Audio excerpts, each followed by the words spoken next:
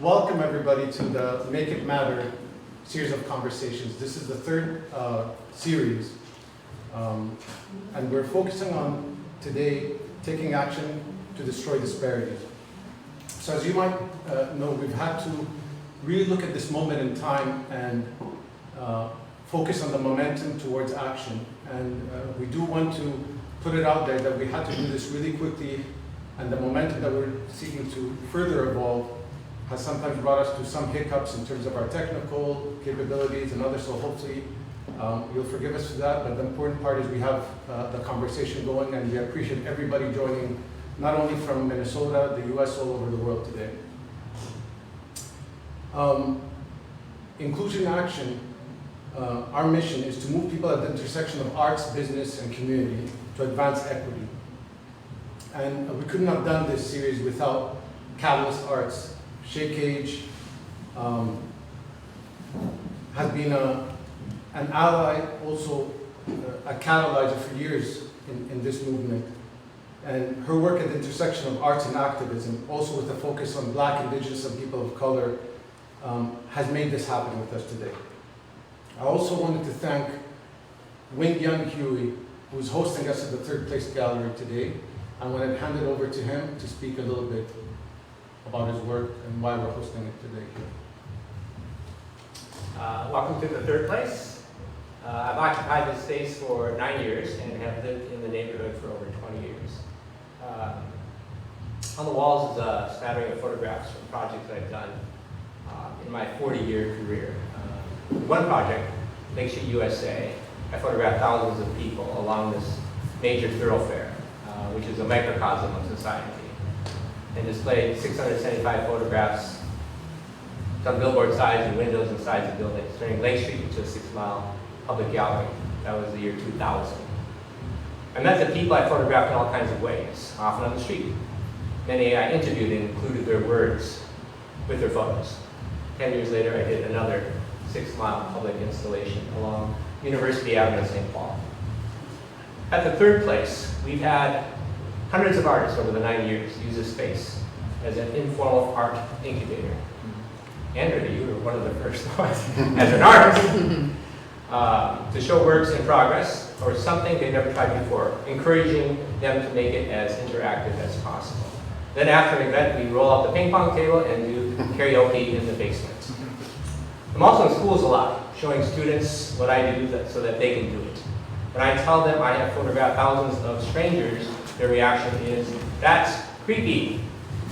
Then I have them photograph each other and have conversations, which in the beginning can be a bit awkward because most of their fellow students are strangers to them. I am continually confronted by my own biases when I break out of my personal, cultural, and technological bubble and talk to people I don't know. We take photographs of each other every day in our minds, and how much of what we project onto the reality in front of us is shaped by all of those images we consume every day from mass culture, and how much of how we think of ourselves and each other is shaped by direct, face-to-face interaction. If we as a society could redefine what a stranger was, perhaps we would have more of a society, one conversation at a time. We are the strangers.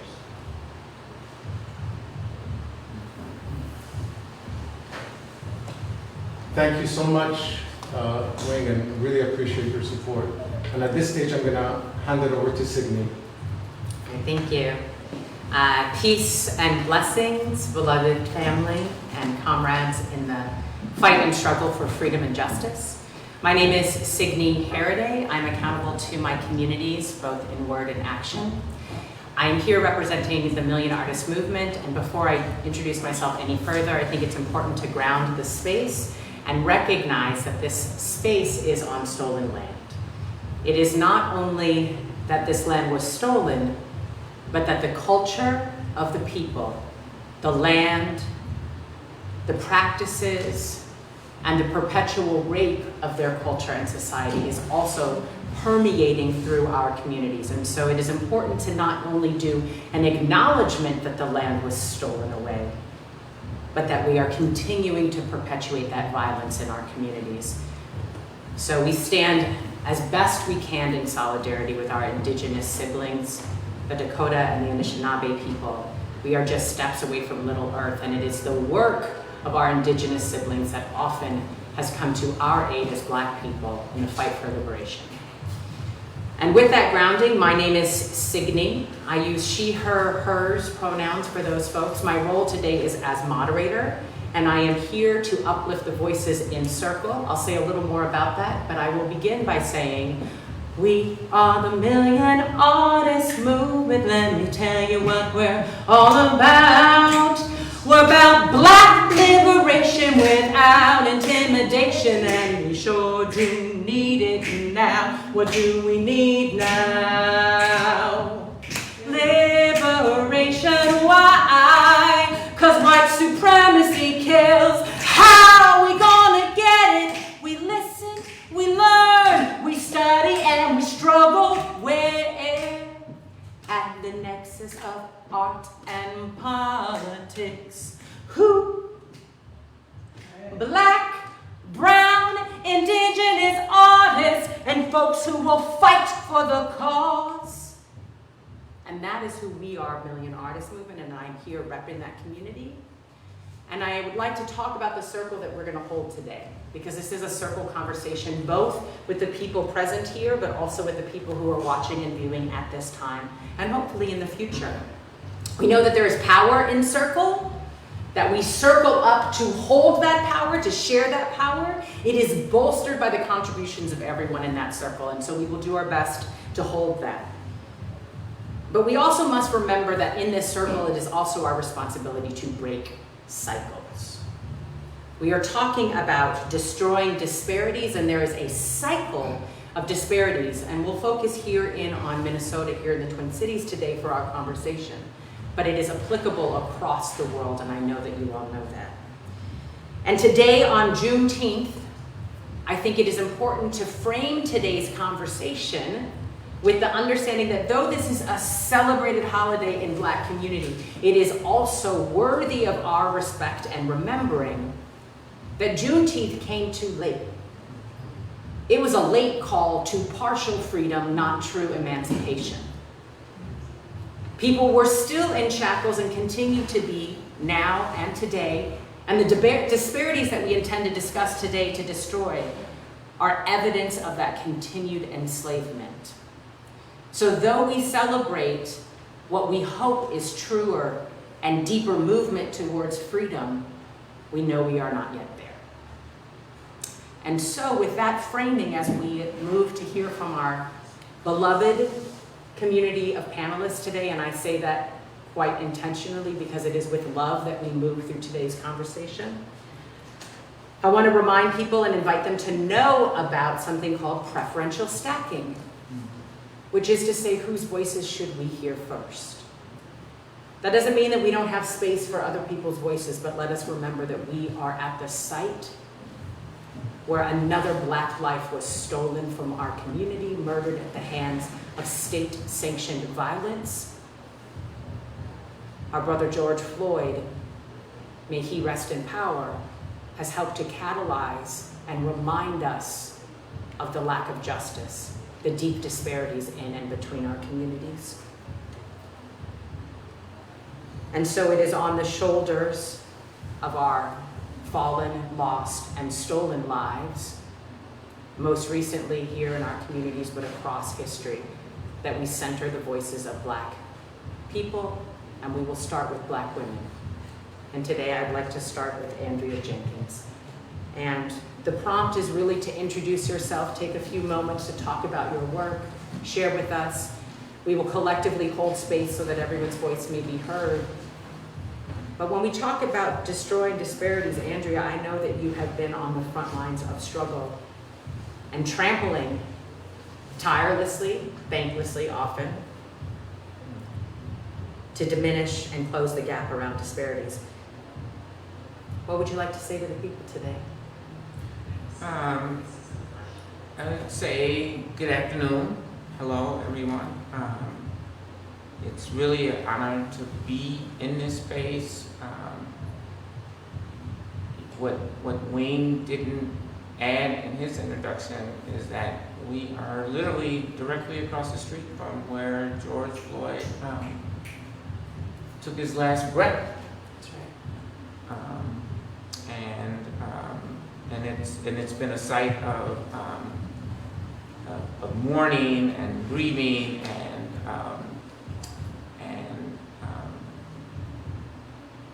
community coming together to strategize and organize about this goal that you named, Signe, and that is full liberation for Black folks. And I'm grateful that you opened with the acknowledgement, the land acknowledgement, and the subsequent, realization and that oppression continues to this day. But we also must acknowledge and recognize that this country that was stolen land was built on stolen labor. That's right. Right? And that still continues to this day.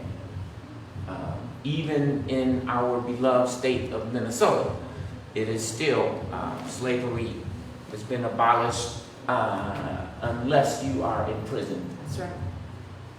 And so we have a prison system and a corporate structure that continues to profit off of the sweat and toil of Black bodies. So really want to acknowledge that.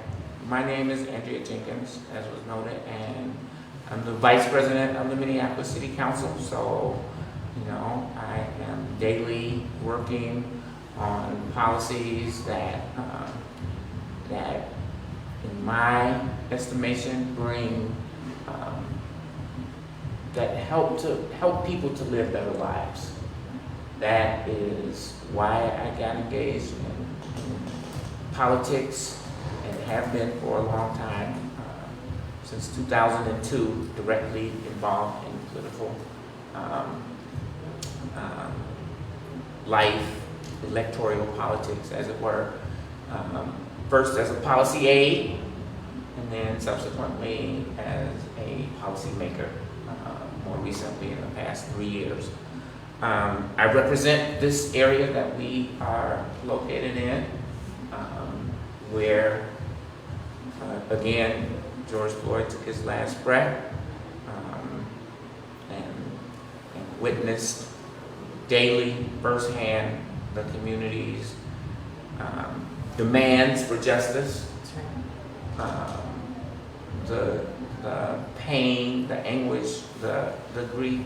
And I think it's important, I've said George Floyd's name twice, but we also need to mention Breonna Taylor, Ahmaud Arbery, and so many others. Unfortunately, now we have to say the name of Rayshard Brooks. Stolen in Atlanta. So we can't, George Floyd was a moment, but it has to be in context. That's right.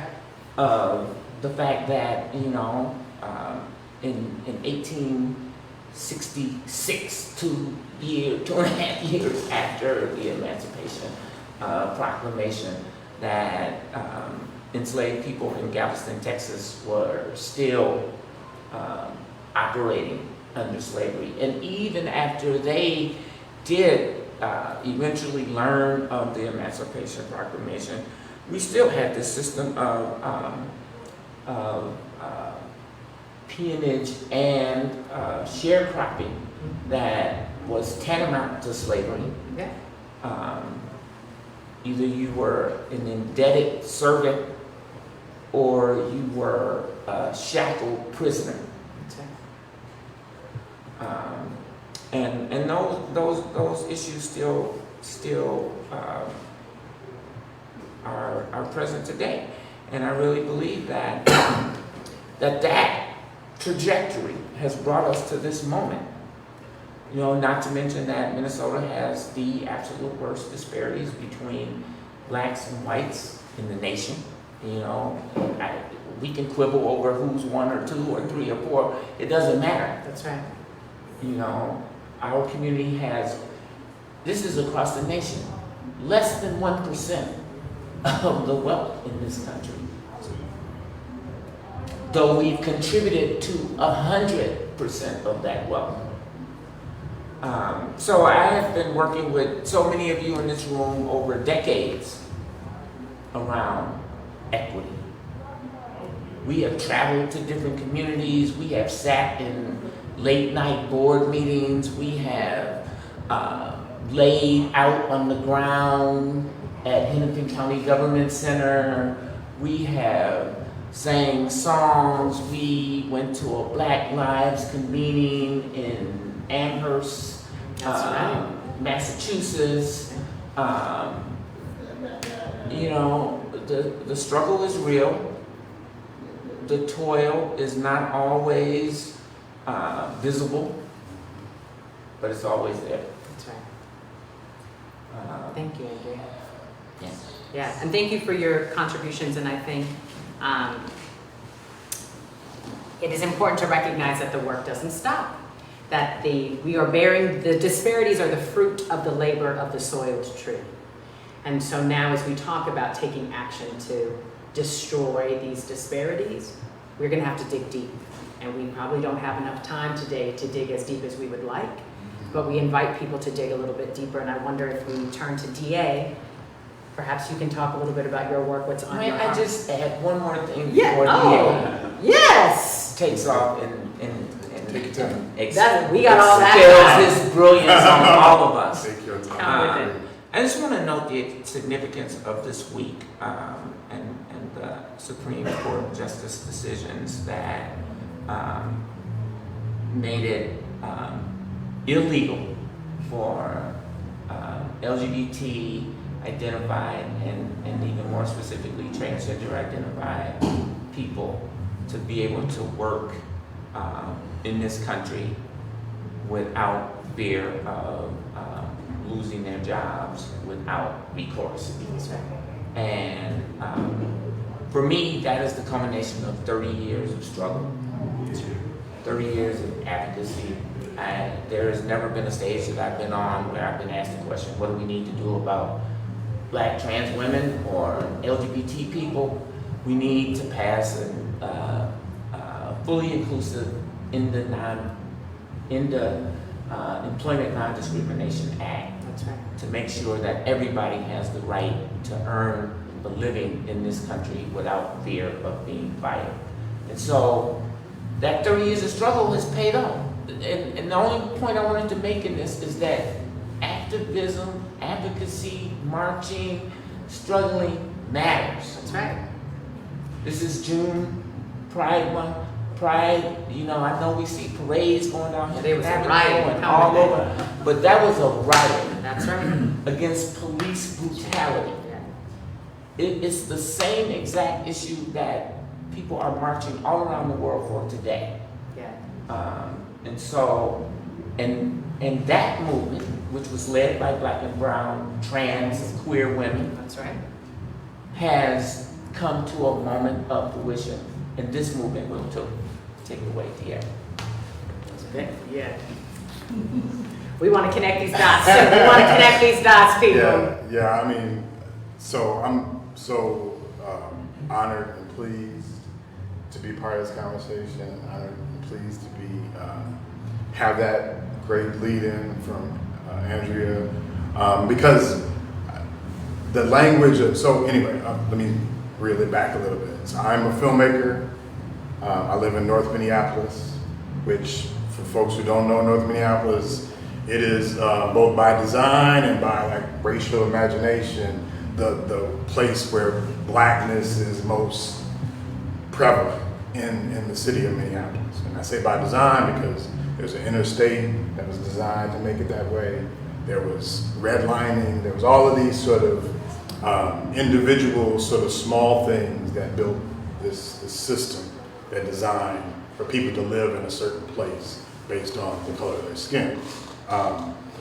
Also, I identify with that place because I'm from Chicago originally, like Andrea, and I identify with being able to live with my people, be proud of that history and culture, and it's part of the reason why I am a filmmaker to this day and a storyteller to this day. And what I work in is sort of the nexus of where storytelling becomes public policy. Like that's where I really feel like the value of a lot of the storytelling beyond just the visceral value of it, which is connecting us with the art and getting our blood pumping, but also about the lessons, the deep-rooted lessons involved in the stories, right? Especially when they're centered around community. Like every public policy design of this city could be significantly redesigned based on storytelling going on in our communities right now. And we're witnessing that, we're feeling that right now based on the police. Because it's the acute need right now, and it's been exacerbated by an incident that has gone worldwide, but it still points to the same sort of key component, which is we have to redesign these systems, and we have to redesign them based on the expertise that exists in these communities, right? Say that. There is no human reason why we should not be designing our own liberation. There you go. And so what that means in terms of disparities, and I'm glad we use the language, because I'm a storyteller, so the language is important. Destroy disparities doesn't mean end disparities. It doesn't mean like all of the marginally acceptable language that's been built around a word disparity, which should be unacceptable in its sort of human nature, right? So when we couple a word that is less potent with a word that is completely, utterly, like every component of your life potent, what do? We actually diminish our work. We diminish our activity around ending disparities. It becomes more of a catchphrase. It becomes more of a way we do sort of marketing and promotion of ideas instead of actual work in the community. So that's me. I don't want to do too much on the intro, but that's why I'm here. That's my passion. That's why that's why I'm feeling this to the depth of my heart. Like I'm feeling George Floyd's murder that will make me break down and cry at a moment's notice, even during this. And I want every resident in this community, in this city, to feel the exact same way. And if you're not feeling that, we're not going to destroy disparity. That's right. That's right. And we know from history that when our liberation practices become co-opted by other people's language, and it is not those who are most impacted by the oppression, then the water washes away that work. And that is something I think we have to ask ourselves around the destruction of disparities, is where have we made attempts that were co-opted into a type of reform that does not form the change we need. And speaking about form and changing things, I would love to hear from you, Naomi. We're just meeting today. It's very nice to meet you. And did a little Google searching about the change that you are bringing into the industries that you work and occupy in, and feels really powerful. Would you be willing to share a little bit about you and your work? Yeah, my name is Naomi Ko. I'm born and raised Minnesotan, but born and raised in Cedar Riverside, but primarily lived my life in Rosemount, Minnesota, in the suburbs. Korean American filmmaker, Asian American, East Asian American, and really kind of the work that I'm really working on is, right now, is to be actively anti-racist, to center Black voices, and to push for Black liberation, because without Black liberation, there will be no liberation for Asian Americans. Simple. And right now, as an Asian American woman, as a community member, Asian Americans, this is the time. Like, if there's ever a time, this is the time to step up. And that in my work as somebody who really pushes for women of color, for Black, Indigenous, POC narratives, because filmmaking is this great avenue that can reach millions of people, and pop culture is really, really powerful in that regard. the impact is so large. So as a filmmaker, you know, how can we merge entertainment and authentic, truthful narratives from marginalized and underrepresented voices to help humanize our experiences and create a dialogue, but also to change on a visceral level, instead of just being like, that's not me, that doesn't affect me, because that's over there. But, you know, as we've seen through great TV shows like Atlanta and Insecure, the way that they've merged entertainment and they were able to really bring a new light to Black culture that we've never seen before. And I think that's really the kind of work I love doing as a filmmaker, but more importantly is, you know, as an Asian American, primarily as an East Asian American, you know, we've had this model minority myth that, you know, we're rich, we're successful. Well, not necessarily, because we have, again, huge disparities within the Asian Pacific Islander Desi American community ourselves. Like, even as a Korean American, I think Korean Americans are the second highest undocumented group in this country. I was very shocked to hear about that statistic, but I'm also not surprised. But this model minority myth perpetuates it, and it has duped Asian Americans in thinking that white supremacy works, but it doesn't. Yeah, And we definitely saw that, especially with the COVID-19 pandemic. that's right. Oh, our bodies are being harmed. Oh, we're getting oppressed. I'm like, yeah. Imagine that times 600 years, and that is Black. That is the Black people in this country. We you know, so for me, it's really just, you know, Asian Americans. We need to take a look at ourselves. And we need to investigate how we've been participating in white supremacy, how we've been, our proximity towards whiteness, you know, and we need to stand for Black lives, and we need to actually, like, we can't say it, we actually have to do it. We have to march, we have to help push policy, we have to put our hard-earned dollars to where it matters, and to really center the Black experience, but also to remember that Asian Americans, the police have never been kind to us either. The Chinatown squads back in the 1800s in San Francisco. There was a special Chinatown squad that the San Francisco police started just to target Chinese Americans in San Francisco. So for me, don't believe the BS, because and fighting for Black liberation at the end of the day means that we as Asian Americans will be free too. Yeah. Thank you, Naomi. And I'll just try to weave just a tiny little bit of what I've heard already, which is to say that rebellion, that I even slipped and called it a riot, that happened from our trans siblings of color. Sylvia Rivera said that liberation is a collective process. Yeah. And that is what you are speaking to, that we all have a responsibility to this liberation praxis. We all have an orientation to restoring the full humanity of each other, which we know that stories are a part of that. Yeah. And that deep, deep, deep inside of what white supremacy is to not trust Black people.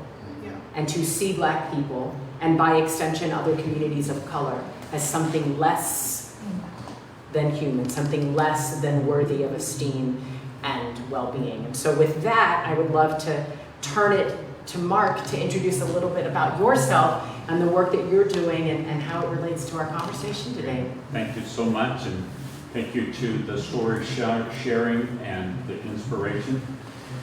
My wife and I raised our daughter in this neighborhood, lived down the street at 38th and Blaisdell, and took her all the time to South High School. And so this corner is more of a car shift for me. And now it's a deep heart shift for me. And so sitting here in this room, I'm thinking about my daughter. And I'm thinking about the fact that drunk driving is illegal, but it happens, and a drunk took our daughter. Slavery is illegal. It is widespread today. We got work to do.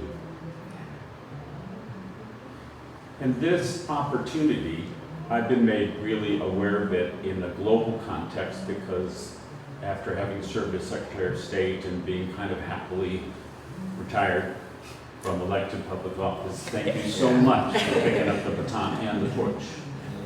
But I was asked and became part of a process of leading an organization that is about connecting us to the world, but more importantly, about connecting the world to us.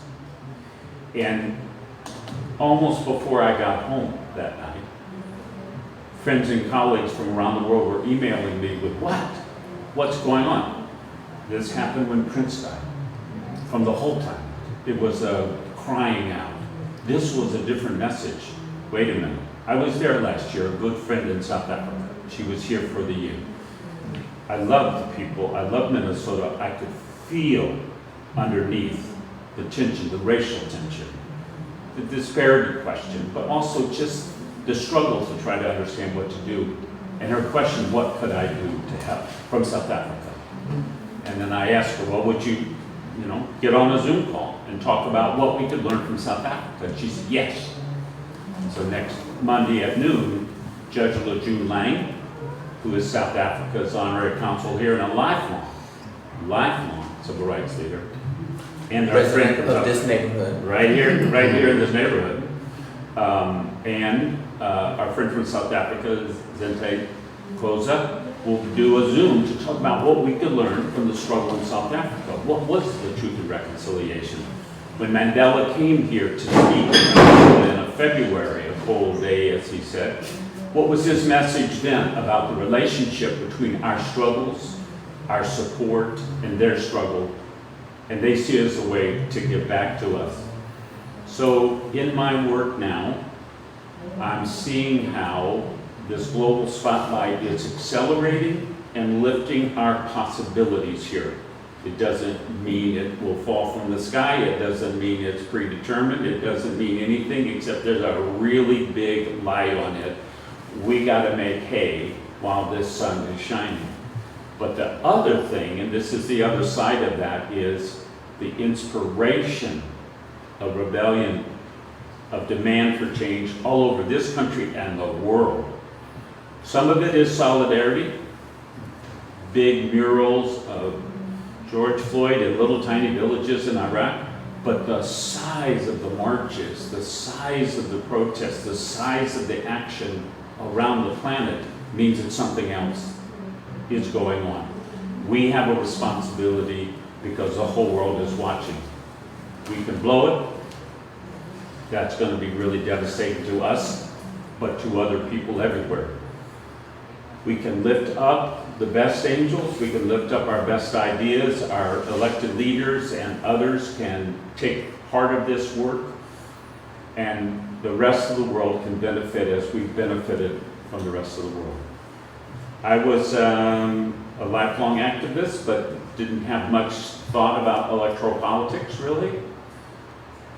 But I got challenged on that by Paul Wellstone and others.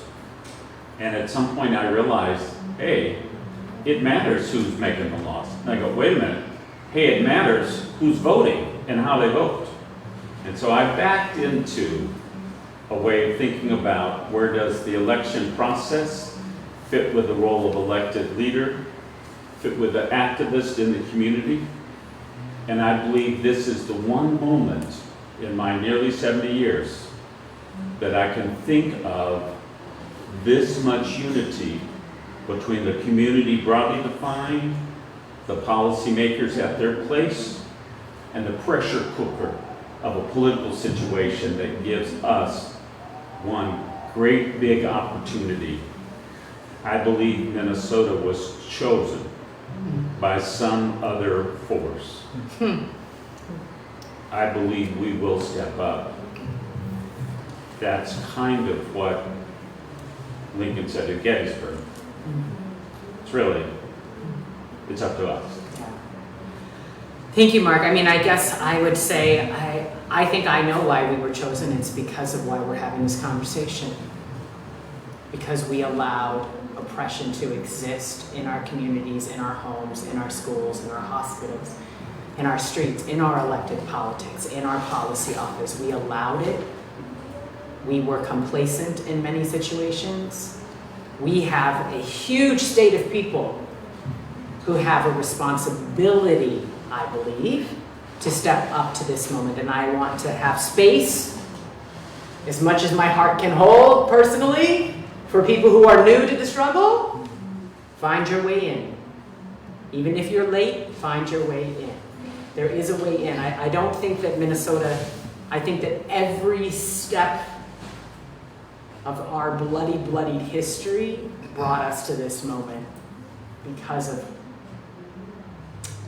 not just the disparities, but really the lived experience of oppression. And so I wonder about hearing from Dan, who deals with people's lived experience all the times in your work, if you would be willing to talk a little bit and share who you are and how you come to today's conversation. Yeah, thank you. Dan Collison, he, him, his, and I'm a pastor at a community of faith in downtown Minneapolis, and I am also a business association leader in the downtown sector. And I come into this space, I feel, as a guest and participant. This feels like sacred circle. This feels like sacred ground. And as a white, cisgendered, straight, Protestant male,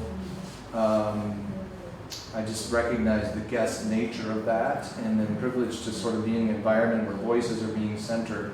And I find that my work, it's constantly pivoting, because I have been awakening for probably 20 years to the complicity of the systems and the structures that I've been a part of that have created the oppressions. And being in the downtown environment and in a community of faith that went through a 10-year total deconstruction, reconstruction, to now being a really, really interesting place for all kinds of people in the Christian tradition that does like nonprofit work and engages homelessness with a shelter every night of the year, and just opened an affordable housing project and shared the land, and yet is on land, right, that wasn't ours, and like wrestling with those incredible gaps that I would say at 52 years of age, I have a whole lot more questions and points of anger than I have answers, but I'm willing to show up, to listen, to learn, and to participate, and when invited, see if there are ways that I can largely speak to white culture and deconstruct and destroy the white construct that for hundreds of years, arguably thousands of years, at least from the West, has brought us to this moment. And so I come with lament, I come with anger, I come with a sense of how religion, being a pastor for 30 years, and I'm a doctor and master's, but also an artist. I went to Eastman School of Music, and so I've got some of these weird pieces. Probably why I'm in this space is like, this is horrifying to acknowledge that Christian religion has played, in some cases, a central role in the oppression of black and brown bodies in indigenous cultures. So I'm at a point of reframe, asking questions and turning to white culture and trying to mirror at least some of the work I'm beginning to learn, so that maybe pieces of this can begin to be dismantled.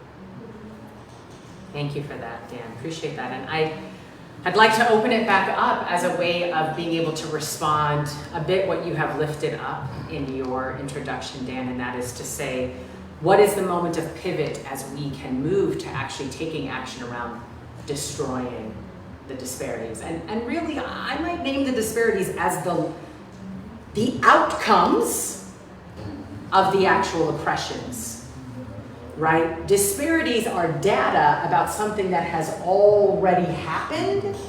So as we find ourselves in this present moment, how can we get ourselves deeply present to think about what do we have agency about in the shifting of what is to come? Not only for tomorrow, next week, but for the generations of our children and our communities. How do we get present in this moment? What are you hearing? What are you resonating with? I know we talked about before this started, like there's almost two different audiences for this conversation, right? Yes. And Andrea and I know we navigate both of those audiences on a regular basis, right? So it's two places where you're inputting into that conversation. So I'm going to speak a little bit to both, but I'm not going to be long about it.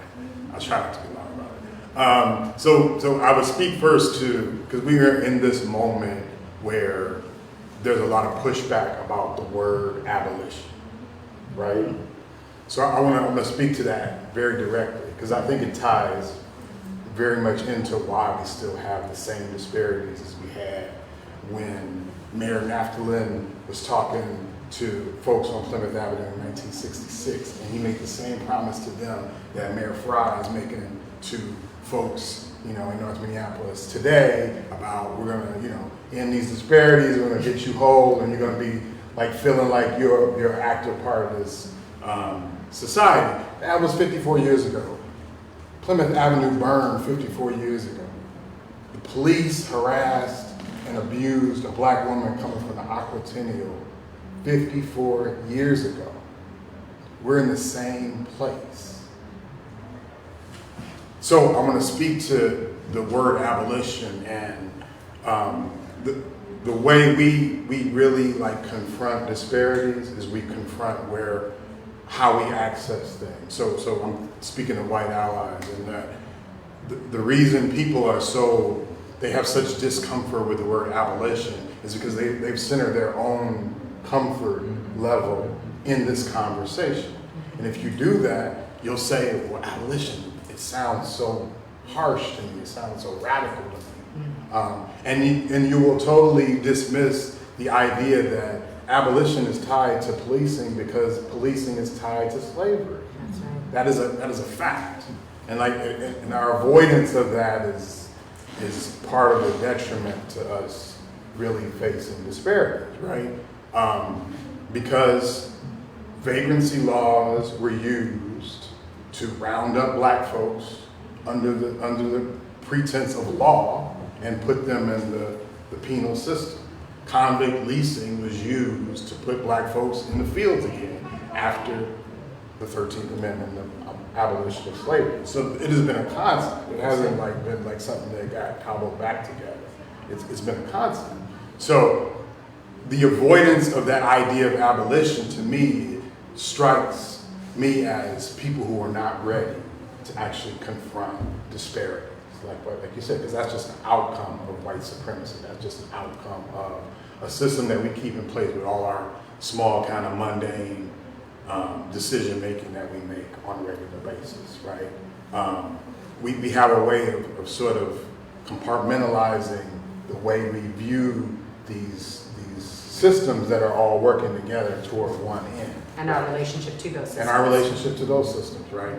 So if you work at a bank and your bank has some discriminatory practices and you've been fined for it and you're keeping it moving, you're keeping it chugging, or if you are a police officer and we're all complicit in this larger system that has been designed to end in a certain way, which is these disparities. That's why if we're going to actually address them, we have to go beyond that just address and beyond the redress and actually, like you said, destroy it, break it, kill it. We gotta use active, strong, language that makes you just not feel good. Because that's the type of effort it's going to take. That is the type of intention it's going to take to actually change these things. Our days of sort of niceties and those kind of intentions, they're just gone. Those are the cycles. Yeah, we've been through that long enough to realize that unless we have a strong enough intent and a strong enough de-censoring of our particular comfort in a conversation, and again, I'm talking to white allies right now, there's a lot of centering around, well, what would happen to me in my worst case public safety scenario if we didn't have police? And it's not centering what is currently happening in worst daily case scenarios for a lot of residents of your city, your community, your social, right? So anyway, that would be my first approach to folks who are allies and folks who are maybe new to this conversation is really, really examine why you bristle at an idea like abolition of police, even something that you maybe prior to this viewed as neutral or even good, right? So in that you got to do more than just interrogate it. You got to actually act on it, right? Which means you might have to break down some of your core sensibilities and fundamentals and things you think about yourself. What I would say from people who have been in this and understand what this is and understand the lived experience of it, I want you to be louder. I want you to be, I want you to be less respectable. I want you to show up as your full, loud music, loud talking, loud everything self. And the reason being is because I don't think we ever have to coddle something like that ends us in disparities ever again. It's like the time for coddling that should be over. It should be like, we're all going to be in this together to actually destroy, eradicate, kill, eviscerate. all those active, like strong, uncomfortable words. We're all in it together to do that, to that end. And then, then I think we actually then start to move and know all the things we're going to argue about. We're going to argue about what's the best tactical way to do that.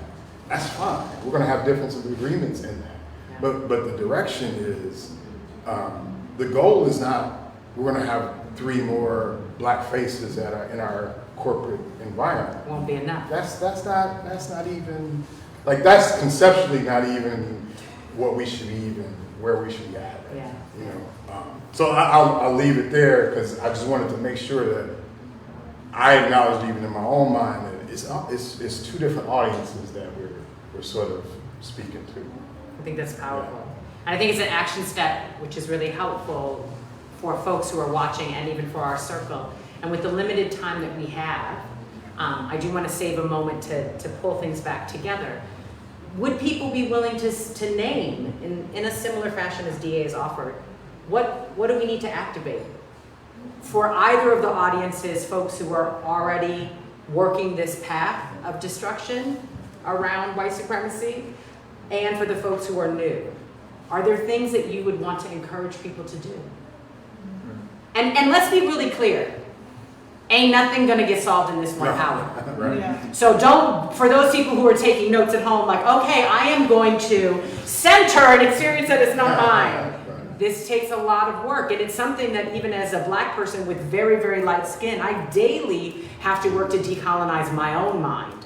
We are all breathing the air of white supremacy and drinking it in our water, in our walks as we move through the world. So this is collective work and not, I just want to preface these offerings that may come from this group. No, I say the same thing all the time, Signe, that I have to check my own biases, internalized racism, internalized homophobia, internalized transphobia, internalized colorism, like all the things. Yeah. I gotta wake up in the morning and be like, no, we're not gonna be anti-Korean today. No, we're not gonna be anti, because it is based, it is baked into our DNA as citizens of this country that white supremacy is the standard, and it's like infused. You know how the vodka with the watermelon, it's infused, right? Yeah. Into our system. So we all have to work on being anti-racist, right? It's an action. It is not enough to be, I'm not a racist. I must be actively anti-racist. So that is one thing that you can write down. There you and go. act upon, is learning how to be an anti-racist, and I think that's the 3rd book on the New York Times bestseller list right now. So Google can be your friend. Can be your friend. Yeah. Great. Other offerings from the circle. No, I think I'm kind of piggyback off of what Andrea said. I think reading, like right now, I think we're at this really great, it's great because at least to me, it seems like the white community is finally realizing, okay, maybe it's time to lean in, even though I hate that phrase. But it is. But they're kind of just like, let's lean in a little little bit and finally talk about anti-blackness and white supremacy and how that affects on every level. But I think what's also really important is that, you know, the New York Times there's so, like, I think every major publication, if you go on anybody's Twitter or Facebook or Instagram, there's like that graphic going around of like the 10 books you should be reading written by black writers, right? And I think that's really important that you do that, because in order to do this work, you have to do it yourself. That's right. And you can't rely, you can't go to your one black friend and be like, yo, can you please tell me about everything about Please don't do that. Yeah, don't do that, because that's like, tell me about everything that happened after 1619, please. And it's like, no, because that's so Go much. get the New York Times and read that. That's right. Yeah, because and to realize that this work, you can read it and do it on your own, but don't put more emotional labor, mental labor, physical labor on your black friends, on black community members at this moment, because, you know, that's not centering the black experience, that's not centering the black community when you're making black people still do more and more labor. That's not centering that experience. So read those books and like on your own. Yeah. We're not trying to perpetuate more exploitative labor, Right. Yeah. emotional and otherwise. Yeah. Thank you for that offering, Naomi. Dan or Well, Mark? I'll just jump in and say in that lane, I believe the white construct has an intentional amnesia that flows all the way through education, the stories you're told, the constructs that, particularly in the spaces where I've been bringing reconstruction of religion and Christian religion, you know, the colonizing of Christian religion is a powerful and non-told intentional amnesia.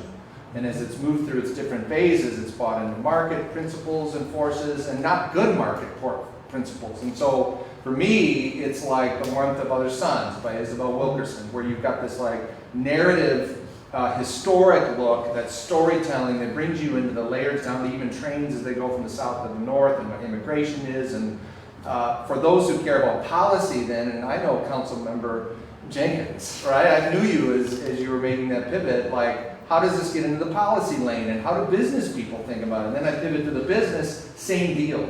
Challenge business people to recognize that this whole system is broken and has to be reconstructed in a way through, though I believe it's the lived stories, it's the real stories. But what I really appreciate what you said was, can I tell stories with policy in mind? Yeah. Because it's policy that creates the constructs and the laws and the unknown. And before you know, you got walking zombies who are, I'm just doing what I'm told to do. That's right. And so I just want to comment that in the religious space, and while the business area is newer to me, like a decade newer to me, and I think has a whole different set of challenges, like going to the Trans Equity Summit, inviting business leaders to go to the Trans Equity Summit, which I said to my spouse Holly, it feels like, and that comes weird, I'm a straight cisgender, I'm like, this feels like my people, because they see everybody. Yeah. From sense to sight to care to policy, and the city put that out, right? And so I just want to comment, like, send people's experiences, come with me to those experiences, and again, mostly to the white country. Can I jump off what you just said? I'm sorry, Mark, I didn't mean to jump in the lane, but this is like a real world practical example that I have right now. And it you know, applies to some people probably that are in your downtown council, right? So last summer, the summer was spent crafting a narrative around mostly black teenagers that hang out downtown about how dangerous they were. And that narrative was crafted mostly about increasing the amount of police that we have in downtown. And the downtown business interest was complicit in that.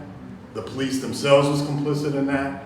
You know, some politically minded people, I would include the mayor, I think he was complicit in that. And they all played their part in criminalizing the black body in downtown Minneapolis. And many of our white neighbors, Yeah, exactly. And did it subconsciously, without like consciousness of what they were actually doing, which was criminalizing, you know, my son or EG's son, or, you know, their existence in downtown Minneapolis. Yeah.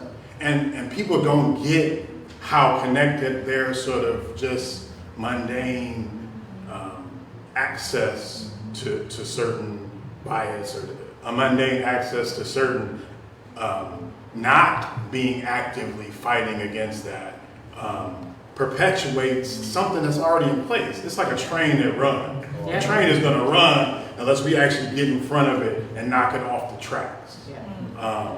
And so I don't see that collective activity. I see the collective activity in direct action and marching, but I don't see the collective activity in saying, no, we're not gonna tell this story again. No, we're not gonna, we're not gonna do this cynical play, which is about, how we're gonna craft this public policy, how much of the budget we're gonna allocate toward police. But what it's actually doing is criminalizing a whole existence in downtown. And a lot of those young people, the depth of that story was a lot of those young people were experiencing homelessness. So keeping the shelters open 24 hours a day actually had a better effect than having more police. But we didn't get into the granular discussion of that. We got into the, I forget which, maybe the Star Tribune, when they were all arrested, it was 20 of them arrested, 20 black faces, and they put them all up in those little boxes on the front page. Yeah, of the it's Star really Tribune. interesting. In my first week in office after I got inaugurated, I met with the downtown council.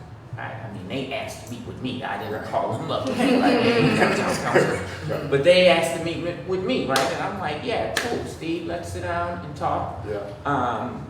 If y'all don't want the damage and the destruction and the challenges that are happening downtown, invest in these neighborhoods.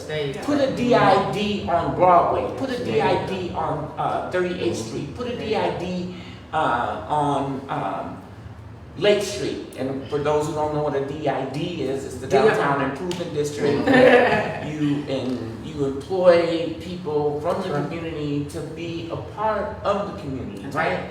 To keep things clean, to keep things to sort of and they nodded and yeah and and then they still come to the city instead of writing a check. So I mean, what we haven't talked about in this space, in this conversation, is the role that corporations play in this whole political system, and essentially corporations are running the whole system. Yeah. They're keeping the wages low, paying astronomical wages to the people at the top who work half the time that somebody at McDonald's works, and they can't even pay their rents. Right. Yeah, that's right. And have no access to health care. Absolutely.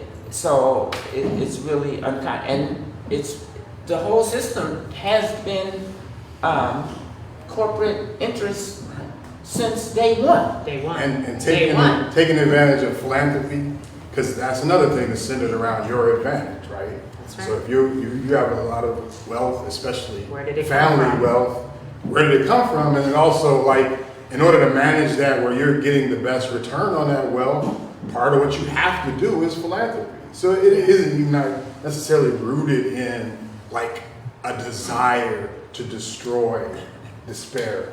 Like I need the desire. I need to see it and feel it all the time. Like, oh yeah, dude got the desire. Like he's out there like working like he got the desire to, like, I'm not lionizing folks that were out there breaking shit and looting and like expressing themselves with heart. But I saw the desire, right? Like, no question what their desire was in that moment was to express themselves with extremity, right?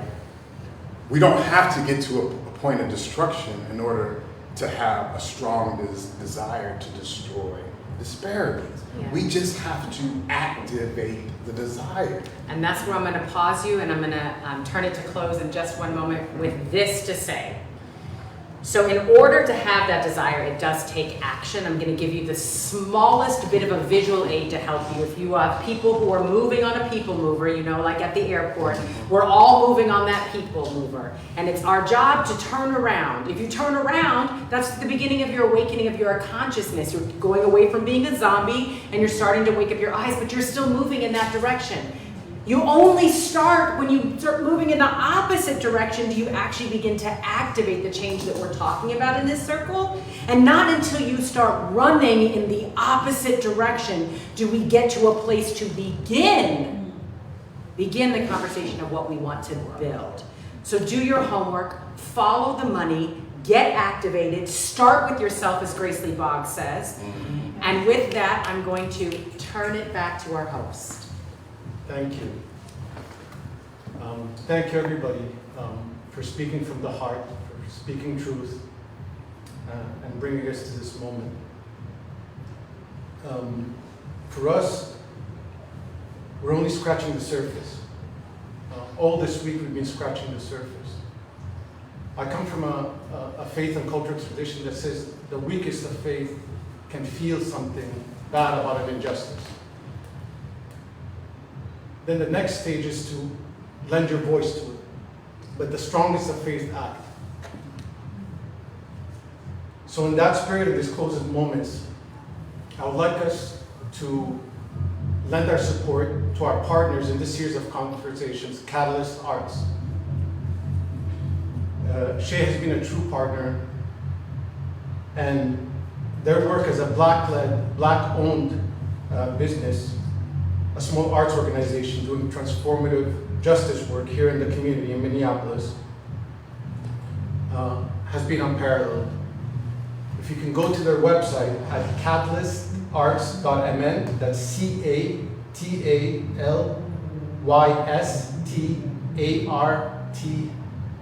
CATALYSTARTS.mn, the funds will go to supporting organizing efforts and new programs launched during the uprising. Speaking Spoken is one of these transformative initiatives. It gives stipends to artists to make new work as well as to new work in the community. As well as new anthology that Shay Cage is editing and launching next week, A Moment of Silence, 50 Black Minnesota voices in this historical moment of transformation. Catalyst Arts truly believes that art changes everything, so support them. From our end, our inclusion action, we're just really happy that we're able to be part of organizing this. Look out for virtual live events when we can over the next couple, hopefully, of months, if not a bit longer. But thank you so much, and we look forward to continuing the conversations. Thank you all. Thank you all. Thank you. I didn't mean to say hello, but I just want to, just say, I know how much you guys are doing